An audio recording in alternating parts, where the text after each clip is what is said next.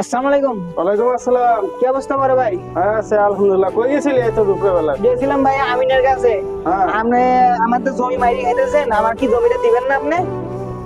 দেখ, বাপের জমির ভাই দুইটা, ভবিষ্যতে তো পাবি একদিন। আমি যতদিন বাইসে আছি, মরার পরে তোরই তো সবকিছু হবে। তো চিন্তা ভাবনা করার কি আছে? আমিনের কাছে যাওয়া, এই নিয়ে আমিনের কাছে যাওয়ার কি দরকার? ঠিক আছে ভাই, আমারও তো সংসার আছে, আমারও তো পোলাপান আছে, সংসার। তাগতি দেয়া লাগতো না?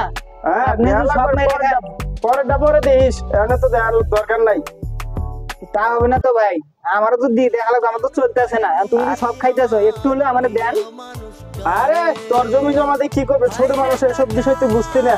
আমি মরার পরে তো এইসব তোরই হবে, এগুলো নিয়ে তোর কোনো কথা ভালো লাগে? আচ্ছা ঠিক আছে। আমিনার কাছে যাইস না, মাত বলছি এমন কেটা আমার অন্য আইস পরে, আমি এটা বসবো এক সময়। আর ওই একটা তোর ভাবি যাইতে কইছে, কি জানি তোরে দিব, যা। আচ্ছা ঠিক আছে।